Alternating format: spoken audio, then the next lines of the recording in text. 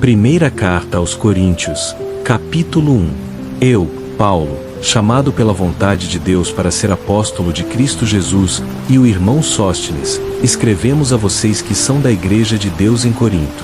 Vocês foram separados por Deus para pertencerem a Ele, e, unidos com Cristo Jesus, foram chamados para serem o seu povo santo, junto com todos os que, em todos os lugares, invocam o nome de nosso Senhor Jesus Cristo, Senhor deles e nosso. Que a graça e a paz de Deus, nosso Pai, e do Senhor Jesus Cristo estejam com vocês. Eu sempre agradeço a Deus por vocês, por causa da graça que Ele lhes deu por meio de Cristo Jesus. Pois, por estarem unidos com Cristo, vocês se tornaram ricos em tudo, em toda palavra e em todo conhecimento. A mensagem sobre Cristo se firmou em vocês de tal modo que não falta nenhum dom espiritual, enquanto esperam o dia em que o Senhor Jesus Cristo aparecerá. Deus os manterá firmes até o fim, para que ninguém possa acusá-los no dia da vinda do Senhor. Deus é fiel. Ele os chamou para que vivam em união com o seu Filho Jesus Cristo, nosso Senhor. Irmãos, em nome de nosso Senhor Jesus Cristo, peço a vocês que todos estejam de acordo no que falam, para que não haja divisões entre vocês. Sejam unidos, tendo a mesma maneira de pensar e a mesma opinião. Pois, irmãos, algumas pessoas da família de Cloé me informaram que há brigas entre vocês. E digo que cada um de vocês está dizendo coisas como, eu sigo Paulo, ou eu sigo Apolo, ou eu sigo Pedro, ou ainda, eu sigo Cristo. Será que Cristo está dividido? Será que foi Paulo quem morreu na cruz em favor de vocês? Ou será que foi em nome de Paulo que vocês foram batizados? Dou graças a Deus porque não batizei nenhum de vocês, a não ser Crispo e Gaio. Assim ninguém pode dizer que foi batizado em meu nome.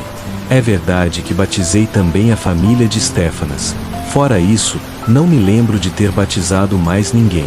Pois Cristo não me enviou para batizar, mas para anunciar o Evangelho. E não com palavras de sabedoria humana, para que a cruz de Cristo não perca o seu poder. Pois a mensagem da cruz é loucura para os que estão se perdendo, mas para nós, que estamos sendo salvos, é o poder de Deus. Porque as Escrituras dizem, destruirei a sabedoria dos sábios e rejeitarei a inteligência dos instruídos. Então, onde está o sábio? Onde está o estudioso? Onde está o grande debatedor deste mundo? Deus transformou em loucura a sabedoria deste mundo. Pois Deus, na sua sabedoria, achou por bem que o mundo não o conhecesse por meio da sua sabedoria. Em vez disso, Ele decidiu salvar os que creem por meio da loucura da mensagem que anunciamos. Os judeus pedem milagres como prova, e os gregos buscam sabedoria. Mas nós anunciamos Cristo crucificado. Isso é ofensa para os judeus e loucura para os não-judeus. Mas, para os que Deus chamou, tanto judeus como não-judeus, Cristo é o poder de Deus e a sabedoria de Deus. Pois o que parece ser loucura de Deus é mais sábio do que os homens, e o que parece ser fraqueza de Deus é mais forte do que os homens. Irmãos, lembrem daquilo que vocês eram quando Deus os chamou. Poucos de vocês eram sábios aos olhos do mundo, poucos eram poderosos, poucos eram de famílias importantes. Mas Deus escolheu o que o mundo acha loucura para envergonhar os sábios, e escolheu o que o mundo acha fraco para envergonhar os fortes. Ele escolheu o que para o mundo não vale nada, aquilo que é desprezado, aquilo que não é nada, para reduzir a nada o que o mundo acha importante. Assim, ninguém pode se orgulhar diante de Deus. É por causa dele que vocês estão unidos com Cristo Jesus, o qual se tornou, da parte de Deus, nossa sabedoria, justiça, santidade e salvação. Portanto, como dizem as Escrituras, quem quiser se orgulhar, que se orgulhe no Senhor.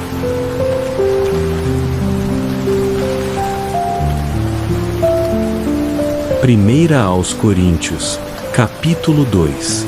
Quando estive com vocês, irmãos, não fui com palavras bonitas ou com sabedoria humana para lhes anunciar a mensagem de Deus. Pois decidi que, entre vocês, não saberia nada a não ser Jesus Cristo, e este crucificado. Eu estive com vocês cheio de fraqueza, de medo e de tremor. A minha mensagem e a minha pregação não foram com palavras persuasivas de sabedoria, mas com demonstração do poder do Espírito, para que a fé de vocês não se baseasse na sabedoria humana, mas no poder de Deus. Entretanto, entre os que já são maduros na fé, falamos de sabedoria.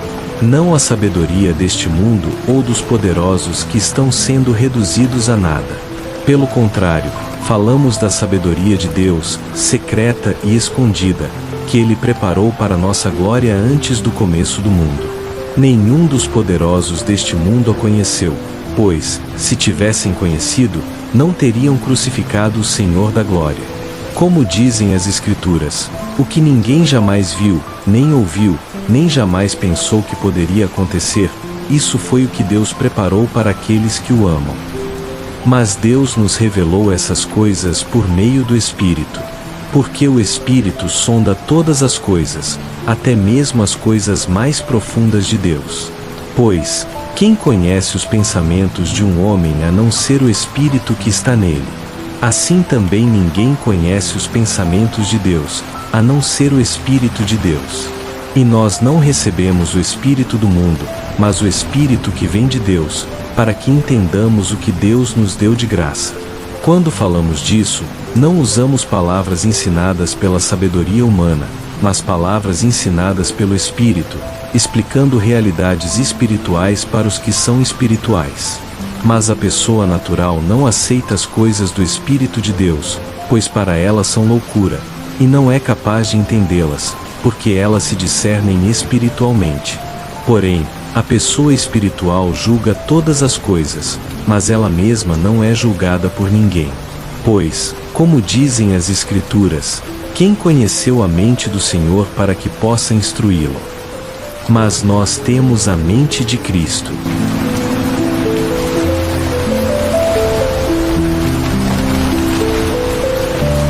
Primeira Coríntios, capítulo 3. Irmãos, não pude falar a vocês como a pessoas espirituais, mas como a pessoas mundanas, como a crianças em Cristo. Dei leite a vocês, e não alimento sólido, porque ainda não podiam suportar.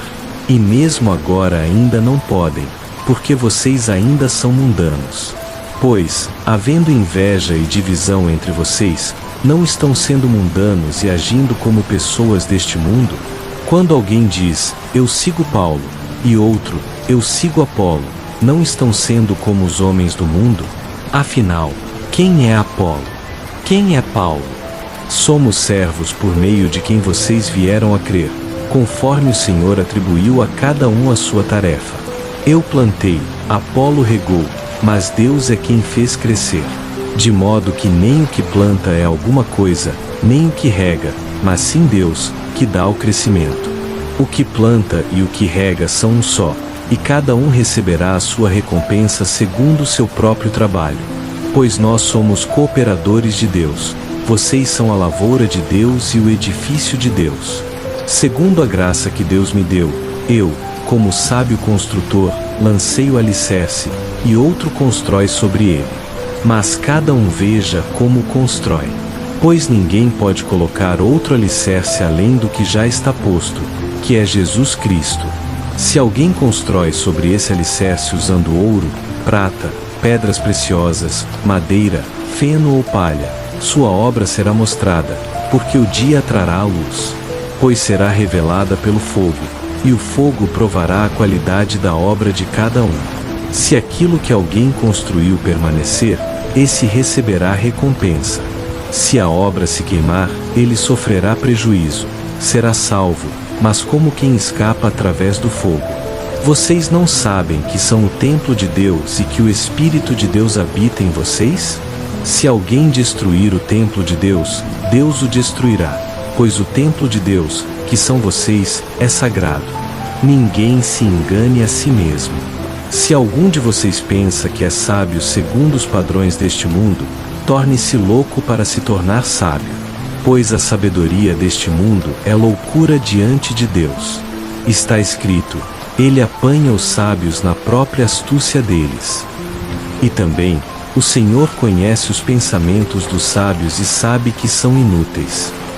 Portanto, ninguém se orgulhe de homens.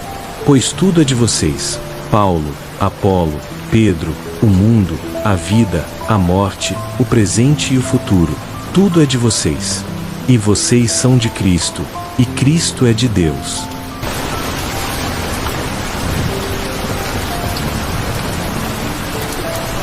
Primeira Carta aos Coríntios, capítulo 4. Que todos nos considerem simplesmente como servos de Cristo e encarregados dos mistérios de Deus. Ora, o que se exige desses encarregados é que sejam fiéis. Para mim, pouco importa ser julgado por vocês ou por qualquer tribunal humano, nem eu mesmo me julgo. Embora em nada me considere culpado, nem por isso sou justificado. Quem me julga é o Senhor. Portanto, não julguei nada antes do tempo, até que o Senhor venha. Ele trará à luz o que está oculto nas trevas e manifestará as intenções do coração. Então cada um receberá de Deus o louvor que merece. Irmãos, apliquei essas coisas a mim e a Apolo, para o bem de vocês, a fim de que aprendam em nós a não ir além do que está escrito, e não se orgulhem, tomando partido de um contra o outro. Pois quem é que faz você diferente dos outros? O que você tem que não tenha recebido? E, se recebeu, por que se orgulha, como se não tivesse recebido? Vocês já têm tudo. Já se enriqueceram. Já chegaram a reinar sem nós. E, de fato, bem quisera eu que já estivessem reinando, para também reinarmos com vocês. Porque me parece que Deus nos pôs a nós, os apóstolos, em último lugar, como condenados à morte. Tornamo-nos espetáculo para o mundo, tanto para anjos como para homens. Nós somos loucos por causa de Cristo, mas vocês são sábios em Cristo. Nós somos fracos, mas vocês são fortes. Vocês são respeitados, mas nós somos desprezados. Até agora passamos fome, sede, andamos mal vestidos, somos maltratados, não temos moradia certa.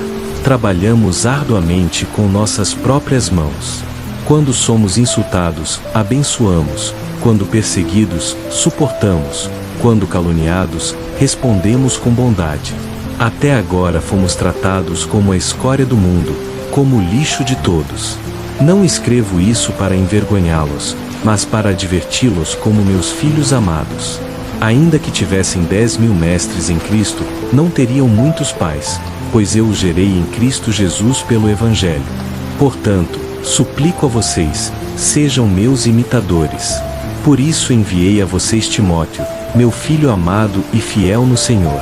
Ele lembrará a vocês a minha maneira de viver em Cristo Jesus, de acordo com o ensino que dou em toda parte, em todas as igrejas. Alguns de vocês ficaram orgulhosos, como se eu não fosse mais visitá-los.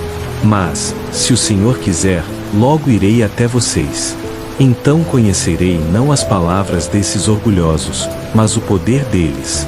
Pois o reino de Deus não consiste em palavras, mas em poder. O que preferem? Que eu vá até vocês com vara, ou com amor e espírito de mansidão?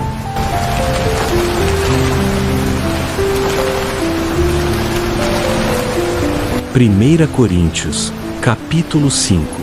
Ouvi falar que existe, entre vocês, um caso de imoralidade sexual que nem entre os pagãos se tolera. Um homem está vivendo com a mulher de seu pai. E vocês ainda estão orgulhosos. Não deveriam, ao contrário, estar cheios de tristeza e expulsar do meio de vocês quem cometeu tal ato? Eu, embora ausente fisicamente, mas presente em espírito, já decidi, como se estivesse aí, que esse homem deve ser entregue a Satanás para a destruição da carne, a fim de que o espírito seja salvo no dia do Senhor. O orgulho de vocês não é bom. Vocês não sabem que um pouco de fermento leveda toda a massa? Livrem-se do velho fermento, para que sejam uma nova massa, sem fermento, como realmente são. Pois Cristo, nosso Cordeiro Pascal, já foi sacrificado. Por isso, celebremos a festa, não com o fermento velho, nem com o fermento da maldade e da perversidade, mas com os pães sem fermento da sinceridade e da verdade. Na carta que escrevi anteriormente, disse que vocês não deviam associar-se com pessoas imorais. Não me refiro, porém, aos imorais deste mundo em geral, ou aos gananciosos, ladrões e idólatras, pois então seria necessário sair do mundo. Mas agora lhes escrevo que não se associem com qualquer pessoa que, dizendo-se irmão, seja imoral, ganancioso, idólatra, caluniador, bêbado ou ladrão. Com uma pessoa dessas vocês nem devem comer. Pois como haveria eu de julgar os de fora? Não são vocês que devem julgar os de dentro. Deus julgará os de fora. Expulsem esse perverso do meio de vocês.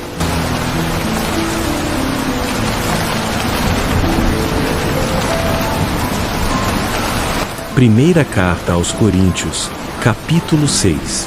Como é possível que, quando algum de vocês tem uma questão contra outro, vá procurar julgamento diante de pessoas injustas e não diante dos santos? Vocês não sabem que os santos hão de julgar o mundo? Ora, se o mundo inteiro vai ser julgado por vocês, será que não são capazes de resolver coisas tão pequenas? Não sabem que haveremos de julgar até os anjos? Então, quanto mais as coisas desta vida.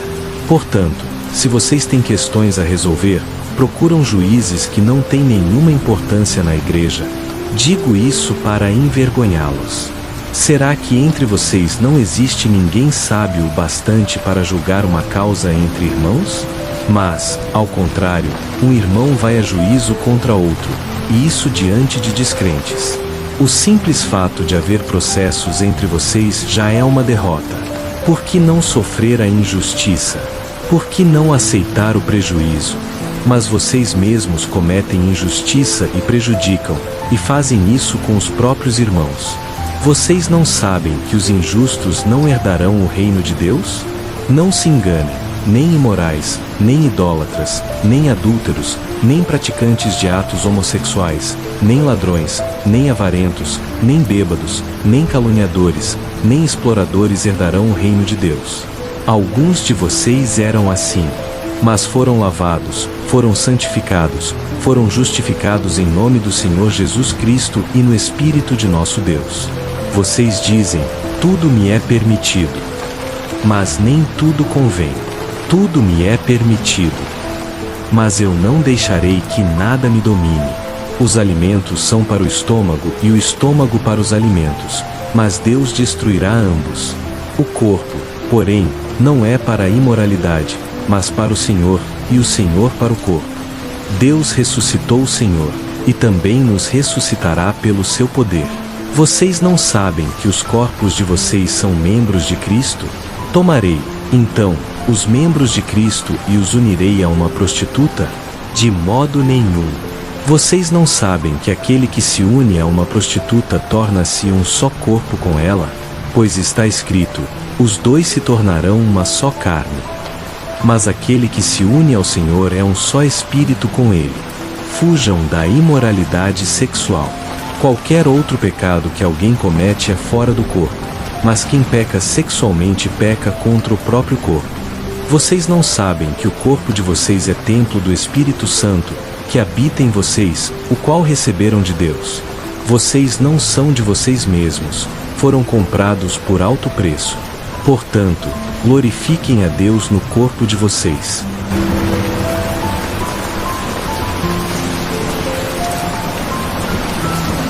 Primeira carta aos Coríntios, capítulo 7. Agora, quanto às coisas que vocês escreveram, digo, é bom que o homem não toque em mulher.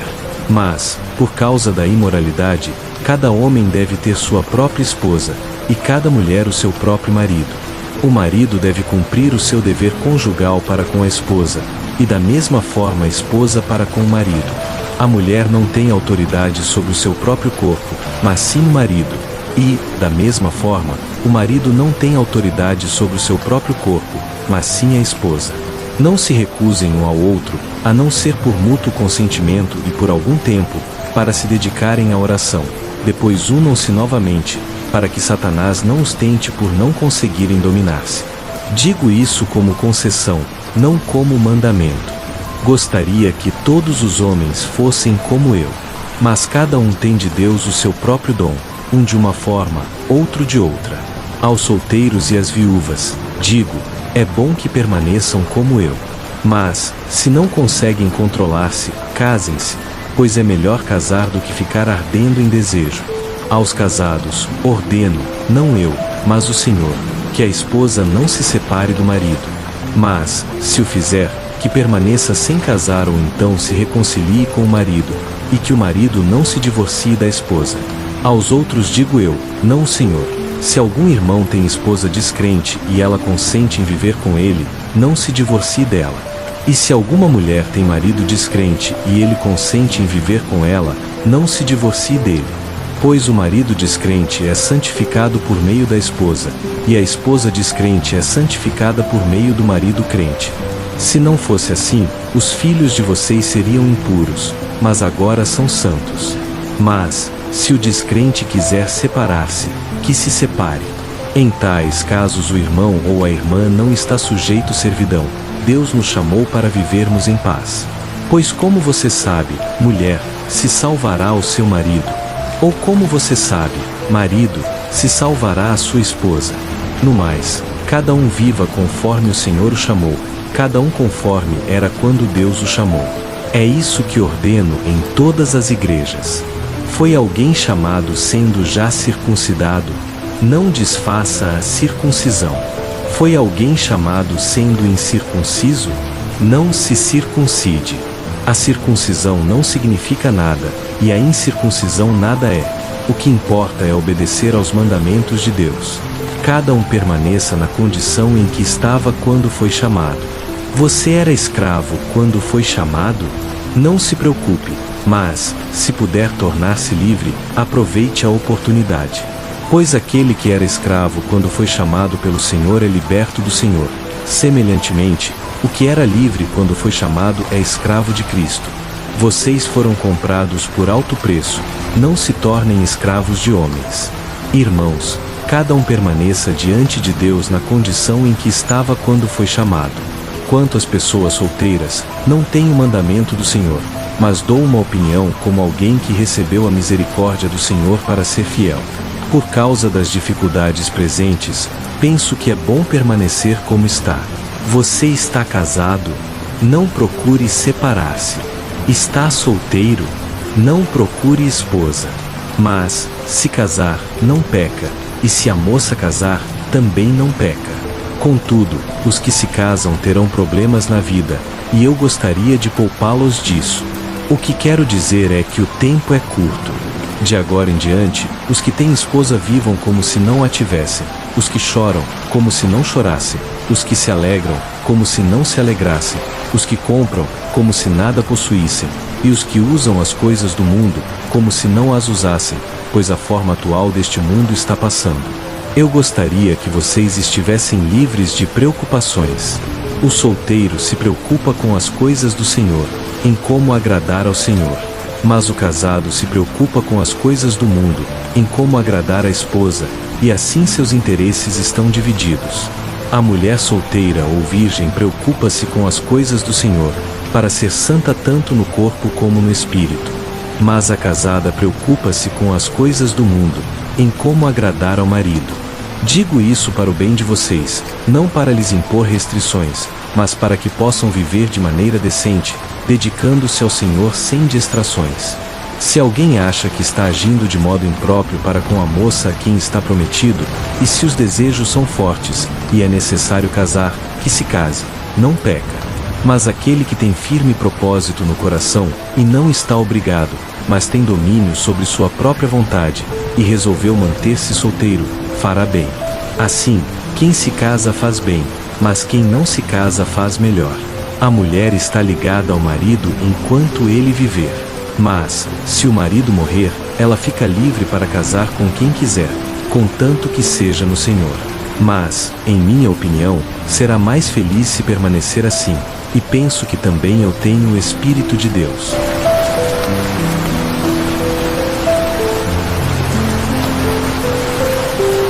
Primeira Carta aos Coríntios, capítulo 8. Agora, quanto aos alimentos sacrificados a ídolos, sabemos que todos temos conhecimento. O conhecimento traz orgulho, mas o amor edifica. Se alguém pensa que sabe alguma coisa, ainda não sabe como deveria saber.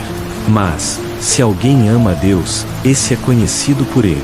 Quanto a comer alimentos sacrificados a ídolos, sabemos que o ídolo não é nada no mundo e que só existe um Deus. Pois, mesmo que haja os chamados deuses, quer no céu quer na terra, como de fato há muitos deuses e muitos senhores, para nós há um só Deus, o Pai, de quem vêm todas as coisas e para quem vivemos, e um só Senhor, Jesus Cristo, por meio de quem todas as coisas existem e por meio de quem nós vivemos. Mas nem todos têm esse conhecimento. Alguns, acostumados até agora com os ídolos, comem o alimento pensando que ainda está ligado ao ídolo, e a consciência deles, sendo fraca, fica contaminada. A comida, porém, não nos aproxima de Deus. Não seremos piores se não comermos, nem melhores se comermos.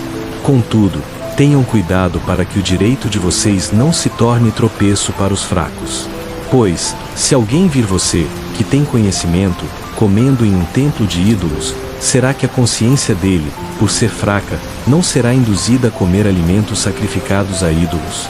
Assim, esse irmão fraco, por quem Cristo morreu, será destruído pelo seu conhecimento.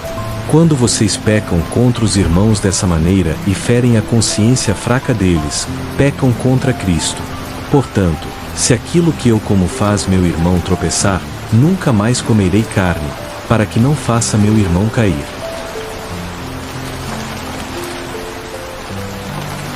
Primeira Coríntios, capítulo 9. Não sou eu livre? Não sou apóstolo? Não vi Jesus, nosso Senhor? Não são vocês o resultado do meu trabalho no Senhor? Ainda que eu não seja apóstolo para outros, certamente o sou para vocês, pois vocês são o selo do meu apostolado no Senhor. Essa é a minha defesa diante dos que me criticam. Acaso não temos o direito de comer e beber? Não temos o direito de levar conosco uma esposa crente, como fazem os outros apóstolos, os irmãos do Senhor e até Pedro? Ou será que só eu e Barnabé não temos o direito de deixar de trabalhar? Quem jamais serve como soldado às próprias custas? Quem planta uma vinha e não come de seu fruto? Quem cuida de um rebanho e não bebe do leite? Será que estou dizendo isso apenas em termos humanos? A própria lei não diz o mesmo, pois está escrito na lei de Moisés: não amarre a boca do boi enquanto ele estiver debulhando o cereal. Será que Deus se preocupa com bois?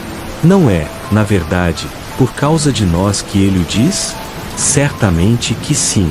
Pois aquele que lavra deve lavrar com esperança de receber parte da colheita, e aquele que debulha deve fazê-lo na esperança de participar do fruto. Se semeamos entre vocês coisas espirituais, será muito colhermos de vocês bens materiais? Se outros têm esse direito sobre vocês, não o teríamos nós em maior medida? Mas não usamos desse direito. Ao contrário, tudo suportamos para não pôr obstáculo algum ao Evangelho de Cristo. Vocês não sabem que os que trabalham no templo vivem das coisas do templo, e que os que servem ao altar participam do que é oferecido no altar? Assim também o Senhor ordenou aos que pregam o Evangelho que vivam do Evangelho. Mas eu não usei de nenhum desses direitos.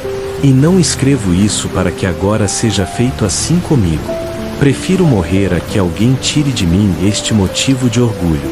Pois, quando prego o Evangelho, não posso me orgulhar, porque sobre mim pesa essa obrigação.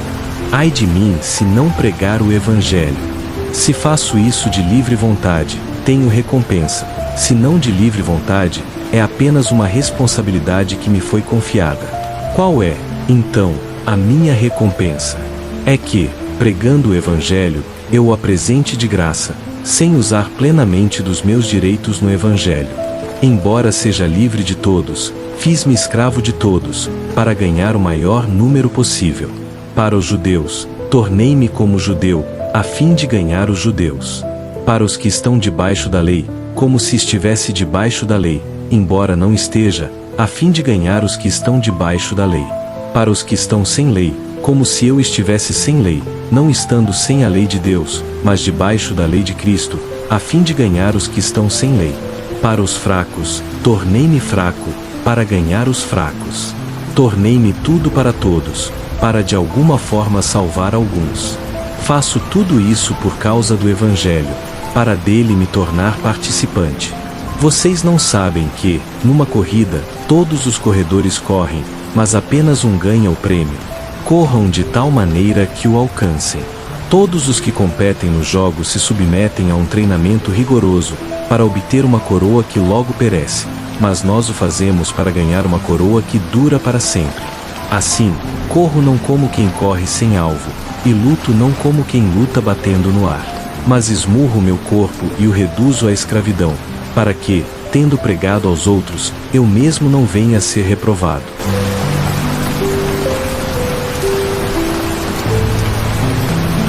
Primeira Carta aos Coríntios, capítulo 10. Irmãos, não quero que vocês ignorem o fato de que todos os nossos antepassados estiveram sob a nuvem e todos passaram pelo mar. Todos foram batizados em Moisés, na nuvem e no mar. Todos comeram do mesmo alimento espiritual e todos beberam da mesma bebida espiritual, pois bebiam da rocha espiritual que os acompanhava, e essa rocha era Cristo. Contudo, Deus não se agradou da maioria deles, por isso seus corpos ficaram espalhados no deserto. Essas coisas aconteceram como exemplo para nós, para que não desejemos coisas más como eles desejaram. Não sejam idólatras, como alguns deles foram, conforme está escrito: o povo se assentou para comer e beber e levantou-se para se divertir.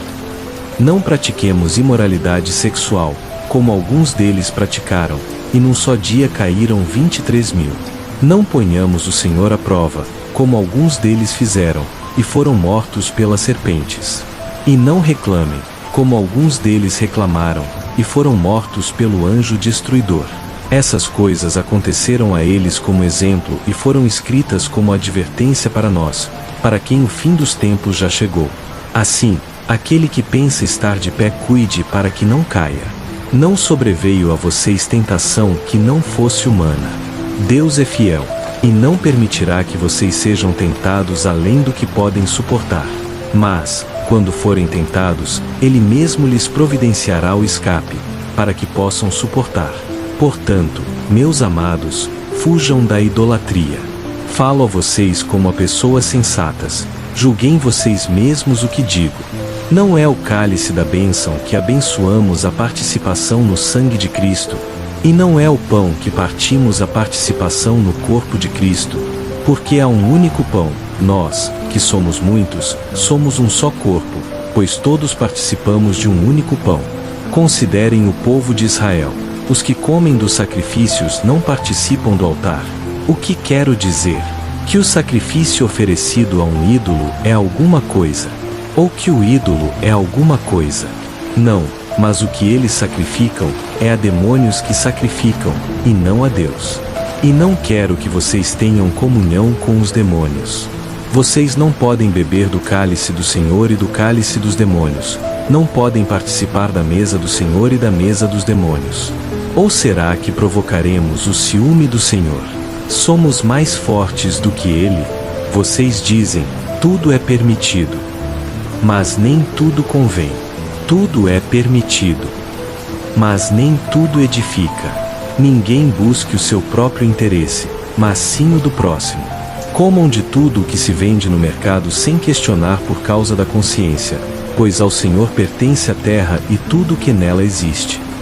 Se algum descrente convidar vocês para uma refeição e vocês aceitarem, comam de tudo o que lhes for apresentado, sem questionar por causa da consciência. Mas, se alguém disser, isto foi oferecido em sacrifício, então não comam, por causa daquele que o advertiu e por causa da consciência, não a sua, mas a do outro. Pois, por que a minha liberdade deve ser julgada pela consciência de outra pessoa?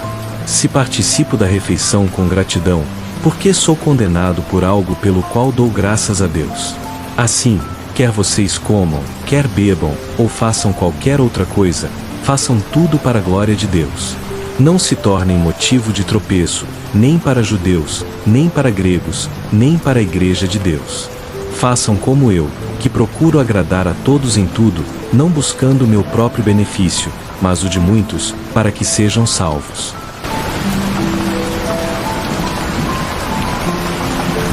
Primeira Coríntios, capítulo 11. Sejam meus imitadores, como eu sou de Cristo.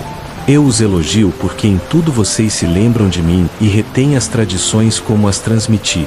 Quero, porém, que entendam isto: o cabeça de todo homem é Cristo, o cabeça da mulher é o homem, e o cabeça de Cristo é Deus. Todo homem que ora ou profetiza com a cabeça coberta desonra a sua cabeça. E toda mulher que ora ou profetiza com a cabeça descoberta desonra a sua cabeça. É como se a cabeça dela estivesse rapada. Se a mulher não cobre a cabeça, deve cortar o cabelo.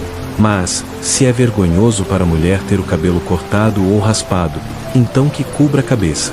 O homem não deve cobrir a cabeça, visto que é a imagem e glória de Deus, mas a mulher é a glória do homem. Pois o homem não se originou da mulher, mas a mulher do homem. E o homem não foi criado por causa da mulher, mas a mulher por causa do homem. Por essa razão, e por causa dos anjos, a mulher deve ter sobre a cabeça um sinal de autoridade. No entanto, no Senhor, nem a mulher é independente do homem, nem o homem da mulher. Pois assim como a mulher veio do homem, também o homem nasce da mulher. Mas tudo vem de Deus. Julguem entre vocês mesmos: é apropriado que a mulher ore a Deus sem cobrir a cabeça? A própria natureza não lhes ensina que é uma desonra para o homem ter cabelos compridos, mas que o cabelo comprido é uma glória para a mulher. O cabelo lhe foi dado em lugar de véu. Se alguém quiser discutir sobre isso, saiba que nós não temos tal costume, nem as igrejas de Deus. Agora, quanto às instruções seguintes, não posso elogiá-los, pois as reuniões de vocês fazem mais mal do que bem. Em primeiro lugar, ouço que, quando vocês se reúnem como igreja, há divisões entre vocês, e até certo ponto eu creio.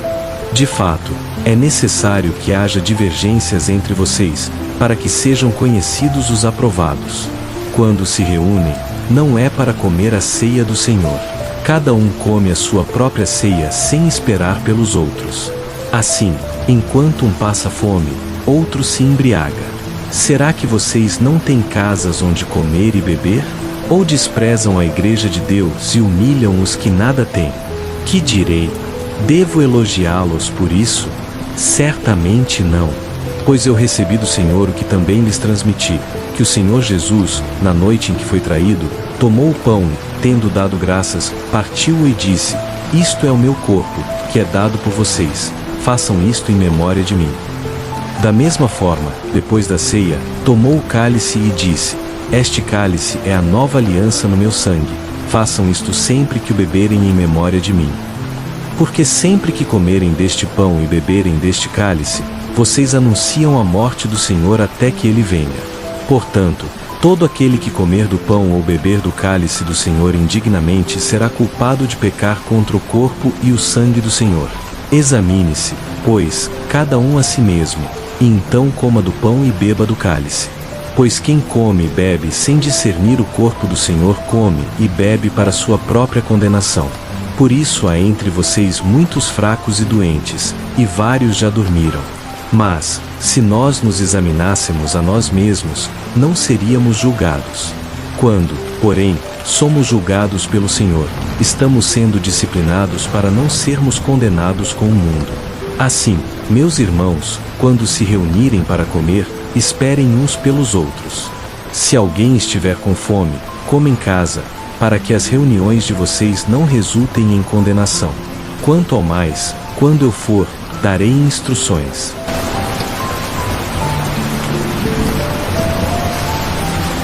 Primeira Coríntios, capítulo 12. Irmãos, não quero que vocês sejam ignorantes quanto aos dons espirituais. Vocês sabem que, quando eram pagãos, de uma forma ou de outra, eram fortemente atraídos e levados a ídolos mudos. Por isso, afirmo que ninguém que fala pelo Espírito de Deus diz: Maldito seja Jesus, e ninguém pode dizer: Jesus é o Senhor, a não ser pelo Espírito Santo. Há diferentes tipos de dons, mas o Espírito é o mesmo. Há diferentes tipos de serviço, mas o Senhor é o mesmo. Há diferentes formas de atuação, mas é o mesmo Deus quem efetua tudo em todos. A cada um é dada a manifestação do Espírito para o bem comum. A um, pelo Espírito, é dada a palavra de sabedoria. A outro, a palavra de conhecimento, segundo o mesmo Espírito. A outro, fé. a outro, dons de curar, a outro, poder para operar milagres, a outro, profecia, a outro, discernimento de espíritos, a outro, variedade de línguas, e a outro, interpretação dessas línguas. Mas é um só e o mesmo Espírito que opera todas essas coisas, distribuindo-as a cada um conforme Ele quer. Assim como o corpo é um, mas tem muitos membros, e todos os membros, mesmo sendo muitos, formam um só corpo, assim também é com Cristo. Pois todos nós fomos batizados em um só Espírito, para formarmos um só corpo, judeus ou gregos, escravos ou livres, e todos bebemos de um só Espírito. De fato, o corpo não é feito de um só membro, mas de muitos. Se o pé disser, porque não sou mão, não pertenço ao corpo, nem por isso deixa de fazer parte do corpo. Se o ouvido disser, porque não sou olho, não pertenço ao corpo, nem por isso deixa de ser do corpo. Se todo o corpo fosse olho, onde estaria a audição? Se todo fosse ouvido, onde estaria o olfato? Mas Deus dispôs cada um dos membros no corpo como quis. Se todos fossem um só membro, onde estaria o corpo? Assim, há muitos membros, mas um só corpo. O olho não pode dizer à mão, não preciso de você. Nem a cabeça pode dizer aos pés, não preciso de vocês. Pelo contrário, os membros do corpo que parecem mais fracos são indispensáveis, e os que pensamos ser menos honrosos tratamos com maior honra, e os que em nós são indecorosos são tratados com decência especial, ao passo que os mais decorosos não precisam disso. Mas Deus estruturou o corpo dando maior honra aos membros que dela tinham falta, a fim de que não haja divisão no corpo, mas sim que todos os membros tenham igual cuidado uns pelos outros. Se um membro sofre, todos sofrem com ele. Se um é honrado, todos se alegram com ele. Ora, vocês são o corpo de Cristo, e cada um de vocês, individualmente, é membro desse corpo. E, na igreja, Deus estabeleceu primeiramente apóstolos, em segundo lugar profetas, em terceiro lugar mestres, depois os que realizam milagres, os que têm dons de curar, os que ajudam, os que administram, os que falam línguas. São todos apóstolos, são todos profetas, são todos mestres, fazem todos milagres, têm todos dons de curar, falam todos em línguas, interpretam todos. Entretanto, busquem com zelo os melhores dons. E agora eu lhes mostrarei um caminho ainda mais excelente.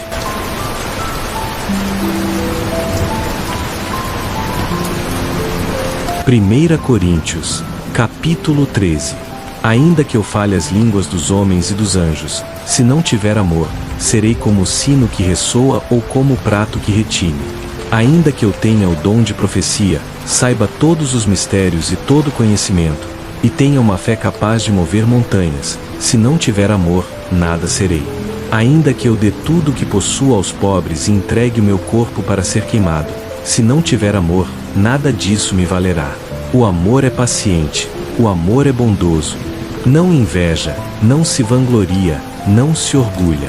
Não maltrata, não busca seus próprios interesses, não se irrita facilmente, não guarda rancor. O amor não se alegra com a injustiça, mas se alegra com a verdade. Tudo sofre, tudo crê, tudo espera, tudo suporta. O amor nunca perece, mas as profecias desaparecerão, as línguas cessarão, o conhecimento passará. Pois conhecemos em parte e profetizamos em parte.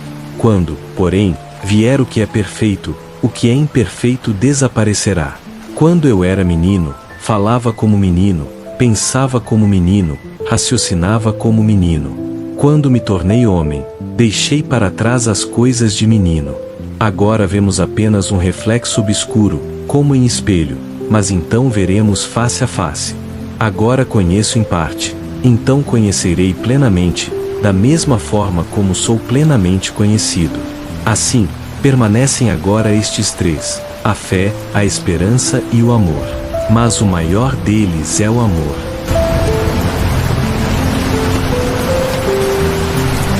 Primeira Coríntios, capítulo 14. Sigam o caminho do amor e busquem com dedicação os dons espirituais, principalmente o dom de profecia. Pois quem fala em línguas não fala aos homens, mas a Deus, ninguém o entende, em espírito fala mistérios. Mas quem profetiza fala aos homens para edificação, encorajamento e consolação. O que fala em línguas edifica-se a si mesmo, mas o que profetiza edifica a igreja. Gostaria que todos vocês falassem em línguas, mas prefiro que profetizem. Pois o que profetiza é maior do que o que fala em línguas, a não ser que as interprete, para que a igreja seja edificada. Assim, se eu for até vocês falando em línguas, que proveito lhes darei se não lhes trouxer alguma revelação, conhecimento, profecia ou instrução? Até instrumentos musicais, como a flauta ou a harpa, se não emitirem sons distintos, como se reconhecerá a melodia? Se a trombeta não emitir um toque claro, quem se preparará para a batalha?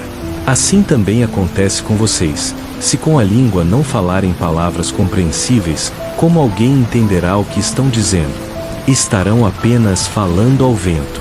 Há muitos idiomas no mundo, todos com significado.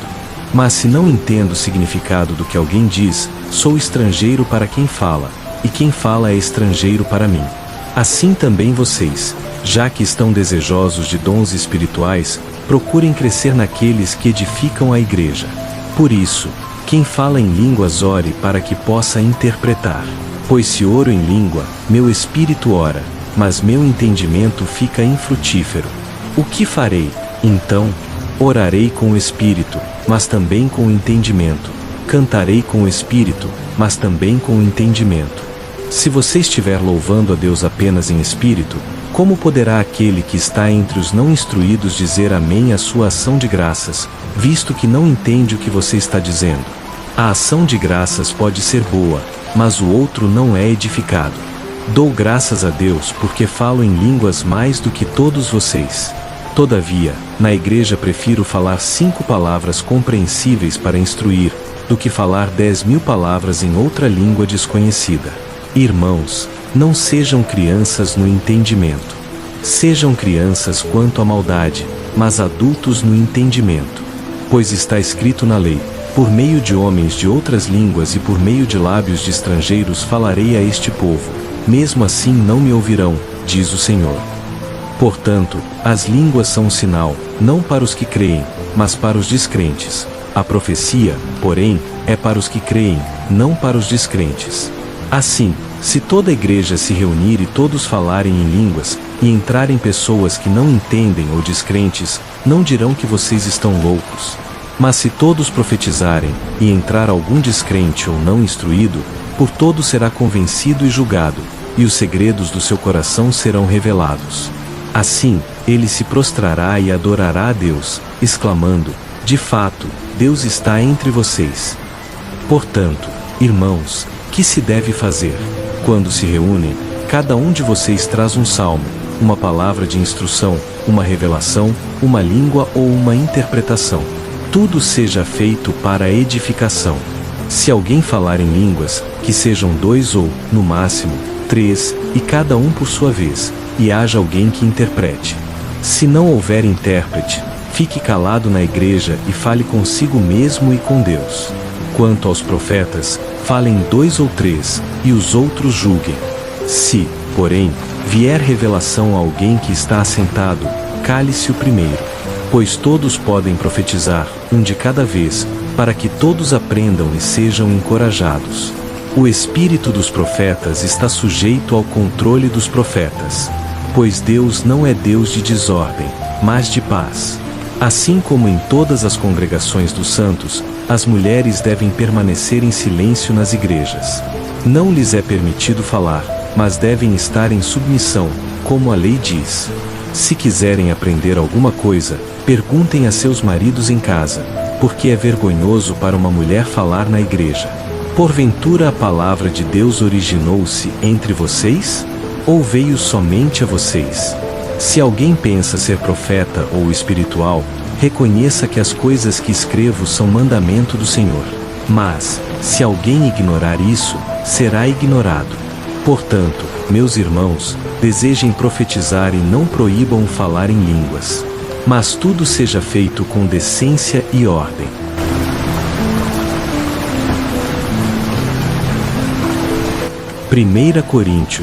Capítulo 15.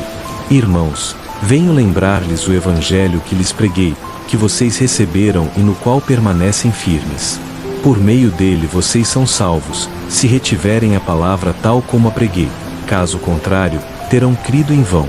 Pois o que primeiramente lhes transmiti foi isto: que Cristo morreu pelos nossos pecados, segundo as Escrituras, foi sepultado e ressuscitou ao terceiro dia, segundo as Escrituras, e apareceu a Pedro, e depois aos 12. Depois disso, apareceu a mais de 500 irmãos de uma só vez, dos quais a maioria ainda vive, embora alguns já tenham dormido. Apareceu também a Tiago e, depois, a todos os apóstolos. E, por último, apareceu a mim também, como alguém nascido fora de tempo. Pois sou o menor dos apóstolos, nem sequer mereço ser chamado apóstolo, porque persegui a igreja de Deus. Mas, pela graça de Deus, sou o que sou, e a graça dele não foi inútil. Antes trabalhei mais do que todos eles, não eu, porém a graça de Deus comigo. Portanto, quer tenha sido eu, quer tenham sido eles, é isso que pregamos, e é nisso que vocês creram. Ora, se prega que Cristo ressuscitou dentre os mortos, como alguns de vocês dizem que não há ressurreição dos mortos. Se não há ressurreição, então Cristo não ressuscitou. E, se Cristo não ressuscitou, é inútil a nossa pregação, e inútil também a fé de vocês. Mais ainda, somos considerados falsas testemunhas de Deus, pois contra ele testemunhamos que ressuscitou Cristo, o que não teria feito se, de fato, os mortos não ressuscitam. Pois, se os mortos não ressuscitam, nem Cristo ressuscitou. E, se Cristo não ressuscitou, a fé de vocês é inútil, vocês ainda estão em seus pecados. Nesse caso, também os que dormiram em Cristo estão perdidos. Se é apenas para esta vida que temos esperança em Cristo, somos, de todos os homens, os mais dignos de compaixão. Mas de fato Cristo ressuscitou dentre os mortos, sendo ele as primícias dos que dormem. Pois, já que a morte veio por um homem, também por um homem veio a ressurreição dos mortos. Pois, assim como em Adão todos morrem, em Cristo todos serão vivificados. Mas cada um por sua vez, Cristo, as primícias, depois, quando ele vier, os que lhe pertencem. Então virá o fim, quando ele entregar o reino a Deus Pai, depois de ter destruído todo domínio, autoridade e poder. Pois é necessário que ele reine até que tenha posto todos os inimigos debaixo de seus pés. O último inimigo a ser destruído é a morte, porque ele pôs todas as coisas debaixo de seus pés. Quando se diz que todas as coisas lhe estão sujeitas, fica claro que isso não inclui aquele que lhe sujeitou todas as coisas. Quando, porém, tudo lhe estiver sujeito, então o próprio Filho se sujeitará àquele que lhe sujeitou todas as coisas, para que Deus seja tudo em todos. Ora, se não há ressurreição, que farão aqueles que se batizam pelos mortos? Se os mortos não ressuscitam, por que então se batizam por eles? E nós, por que nos expomos a perigos a toda hora? Dia após dia enfrento a morte. Isso é tão certo como o orgulho que tenho de vocês em Cristo Jesus, nosso Senhor. Se, como homem, lutei com feras em Éfeso, que ganhei com isso, se os mortos não ressuscitam? Se não há ressurreição, comamos e bebamos, porque amanhã morreremos. Não se deixem enganar, as más companhias corrompem os bons costumes. Voltem ao bom senso como convém e parem de pecar, pois alguns de vocês ainda não têm conhecimento de Deus. Digo isso para a vergonha de vocês. Mas alguém perguntará: como ressuscitam os mortos? Com que espécie de corpo virão? Insensato! O que você semeia não nasce, a não ser que morra. Quando você semeia, não semeia o corpo que virá, mas apenas uma semente, seja de trigo ou de outra coisa. Mas Deus lhe dá um corpo como determinou, e a cada espécie de semente dá um corpo próprio. Nem toda carne é a mesma. Os homens têm uma espécie de carne, os animais outra, as aves outra e os peixes outra. Há corpos celestes e corpos terrenos, mas o esplendor dos celestes é um, e o dos terrenos é outro. O sol tem um esplendor, a lua outro, as estrelas outro, e até estrela difere de estrela em esplendor. Assim será com a ressurreição dos mortos. O corpo que é semeado perecível ressuscita imperecível, é semeado em desonra, ressuscita em glória, é semeado em fraqueza, ressuscita em poder, é semeado corpo natural, ressuscita corpo espiritual. Se há corpo natural, há também corpo espiritual.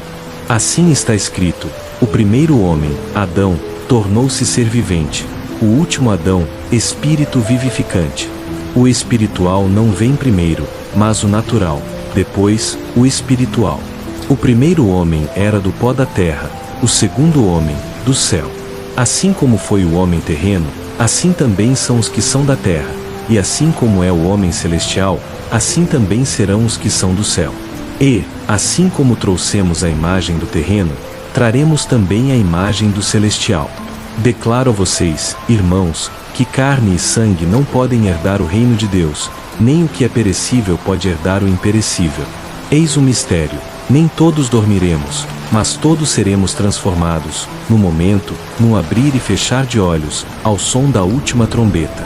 Pois a trombeta soará, os mortos ressuscitarão incorruptíveis, e nós seremos transformados.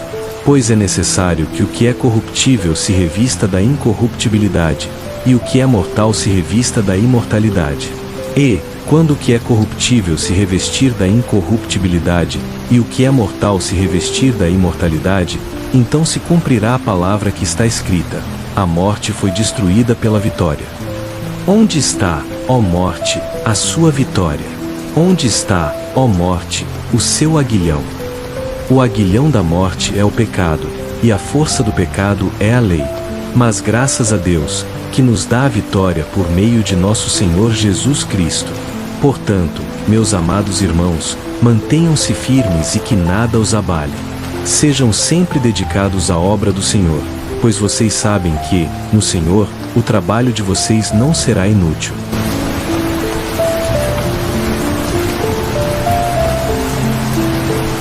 Primeira carta aos Coríntios, capítulo 16. Quanto à coleta em favor dos santos, façam também vocês como ordenei às igrejas da Galácia. No primeiro dia da semana, cada um de vocês separe uma quantia, conforme a sua prosperidade, e a vá juntando, para que não se façam coletas quando eu chegar.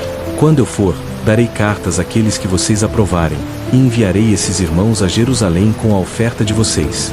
E, se for conveniente que eu também vá, eles irão comigo. Irei visitá-los depois de passar pela Macedônia, pois vou atravessar a Macedônia. Talvez eu permaneça com vocês algum tempo, ou até mesmo passe o inverno, para que vocês me ajudem a seguir viagem para onde quer que eu vá.